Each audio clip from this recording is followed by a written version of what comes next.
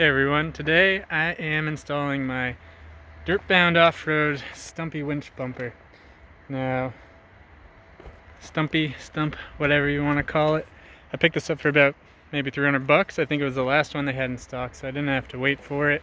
But it's had to wait for me. It's been sitting in the garage here at my folks' place for about, maybe 2 months. I bought it kind of in a hurry. I had just really decided I wanted to put a winch on and found something small and unobnoxious I wanted to put on the front. I've been putting it off for a long time. I kind of like the stock look, but we all outgrow it at some point. So you're all along for the ride today. Let me get this camera turned around and show you what we got. Okay, so this is the bumper. Pretty simple, as you can see. It's not going to run the whole length of the front clip of the Jeep there, and I kind of like that. Kind of gives the tires a more aggressive look in my opinion, and I don't really plan on running into anything. I really don't like the stingers, and I have considered like the brush guards or just like a bull bar, but those are a little more expensive and it would take me a lot longer to get something on there, so I chose this. It comes with the, looks like 1/2 inch D-ring shackles, tabs there. It's got your front plate, pretty simple. And it comes with these tie-in brackets over there, as you can see, and the hardware that you need for that.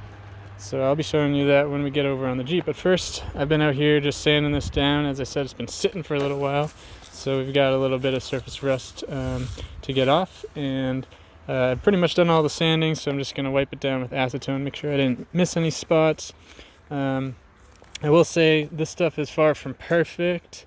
I've never bought an off-road bumper before. I'm sure they're all a little janky, or not, I shouldn't say janky, but you know, got a few little dents here. It arrived pretty much with the shipping sticker just slapped right on it and the hardware just taped on, so you got to do a little extra work. They give you a whole bunch of tape stuck on there you got to pull off and sand off all the sticky stuff. But for around 300 bucks, I'm not going to complain. You know, if it was a $700 Smitty build or something like that, you know, maybe I'd send it back to China, but you know, I didn't pay that much for this, and it's gonna get beat up anyways, so let's wipe this down, get it painted up, and I'll see you after that's all over. Okay, so this is my setup.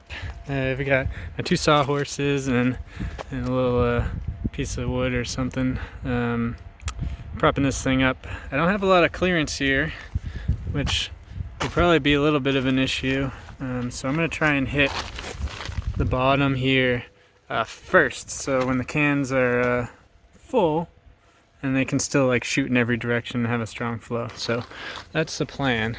Hopefully we're good. I wonder if I could like stack some bricks or something there to get that higher. I don't know. We're just gonna run it.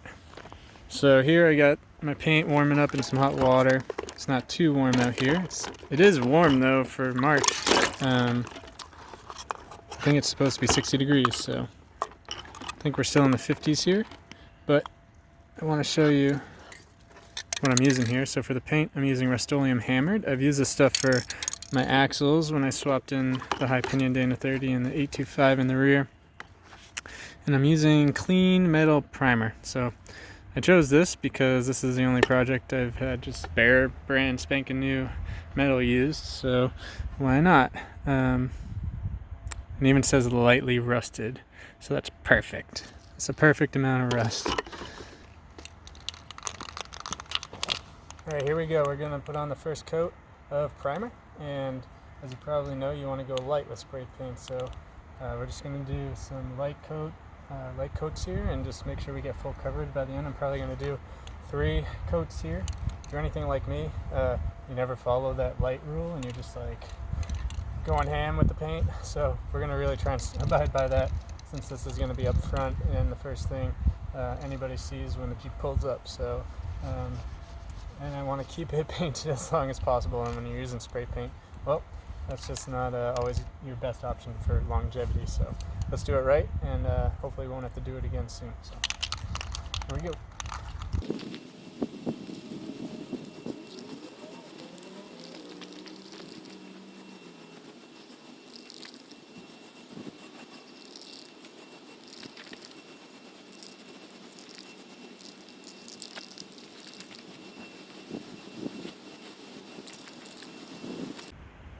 So this is how we're looking after our first coat. Pretty splotchy, and maybe I'm going overboard with this whole light concept, but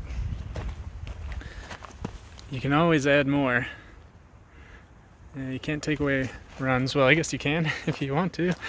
It's a lot of work, but like I said, I kind of got up into these crevices where you're not going to be able to see because I'm recording with my cell phone, but so far so good. Alright, well, we got 3 coats done here, and I really laid it on the third coat. Now, this is the top. This is where the winch will sit, and really there's only a few spots that you really kind of want to make sure look good. And if you're me, you just have to make sure to mess that one of those spots up. So I hope you can see here. I had a run, and of course my instinct was just to grab my rag and just dab it, and I completely made it worse. Like I said, I kind of laid it on that third round there, so I just smeared a bunch of paint around. So basically right now I'm just waiting for that to dry. I'm going to sand it a little bit, and then we'll use what's left of the primer and just spot that. Yeah, and then we'll be moving on to paint, but just take your time. Don't lay it on too heavy. It's pretty windy out here, so I'm having a hard time just being able to tell if it's getting on there, if it's just getting blown away. So I won't be too hard on myself. So I also hung up the bracketry back here. Got some runs going on here, but I don't really care much about that. These are just going right up against the Jeep. Also, if you can see over here, I got the bumper off. So I did three bolts on each side, and they came right out with the impact gun. I did have to use a couple extensions just to get in because the bumper comes out, you know, like this. So you gotta go all the way in here.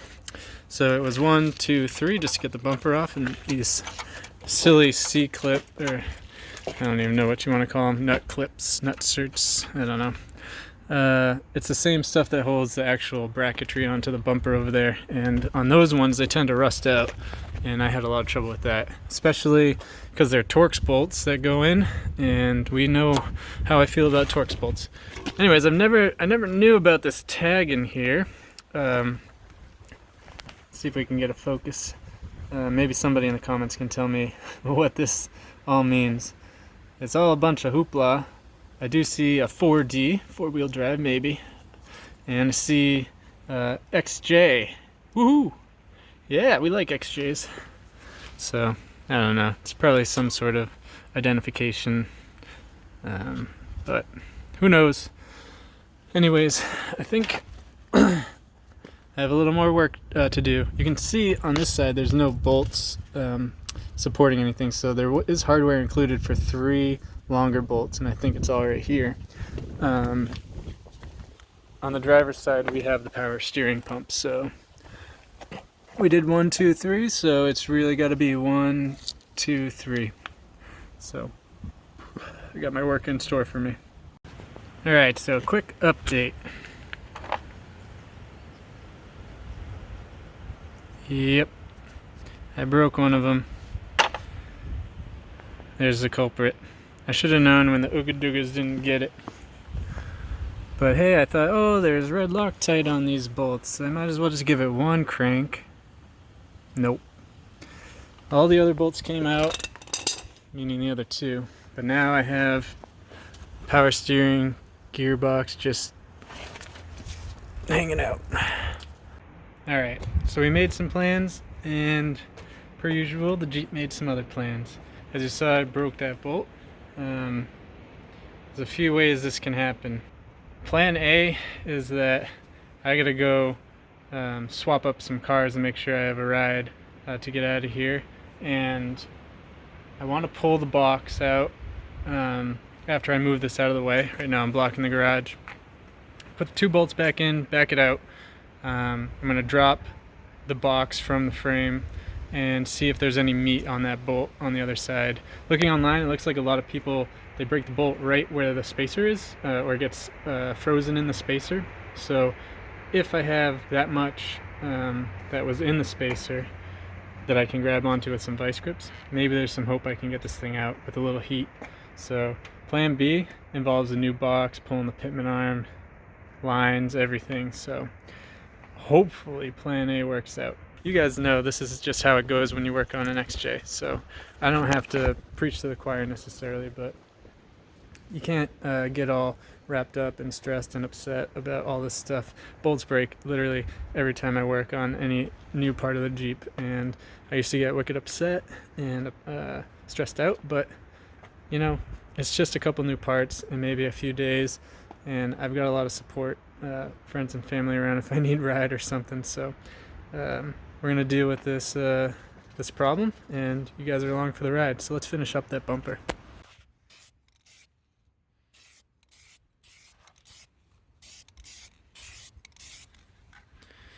Alright, so just finishing up the first coat, leaving it real splotchy. Forget how thick this paint is, although it's probably not as thick as some. Alright, just showing you some progress here. Alright, there it is. The third and final coat. I think maybe we'll just do a little more touch up. I really like this paint. We'll see how much I like it when it's on the Jeep.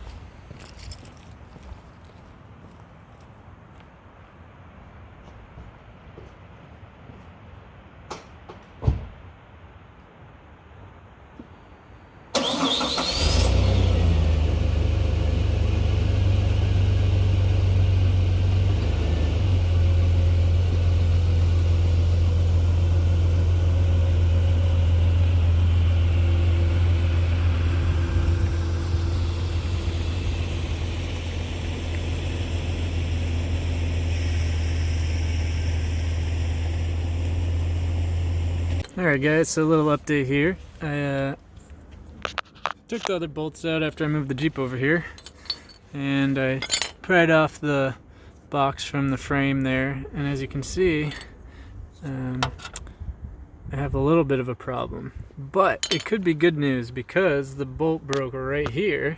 Once I get this little nubby nub off, looks like I'll have a lot of room to bite with the vice grips to potentially get that bolt out and not have to replace a bunch of stuff. Good news is I got to keep the pitman arm on. Everything's all hooked up except those few bolts. I did loosen this bolt right down here on the linkage, but I don't know if I'm gonna have to pry or knock that loose. Right now I don't need it to move anymore, so it's not a problem right now, but if I do have trouble getting this off, which I currently am, then I may have to rethink it and pull it out. So we'll see. New plan. Use the vice grips. If the bolt comes with it, then the bolt comes with it. That's what we're going to do anyways. Oh, that looks like it's separating from the bolt. Alright, there it is. All it took was a little heat on the nut. It was really still in there. I got it budging with this thing, but once you heated it up, it was much easier. Alright, now just to heat up the box and see if I can latch onto that bit of bolt. I think we'll be able to get this out.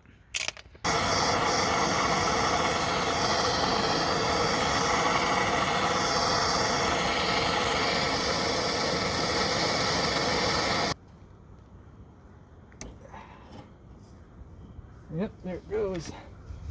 Yeah, bud. That's what I'm talking about. It doesn't happen every day. You don't always win like this. Alright guys, I got her out.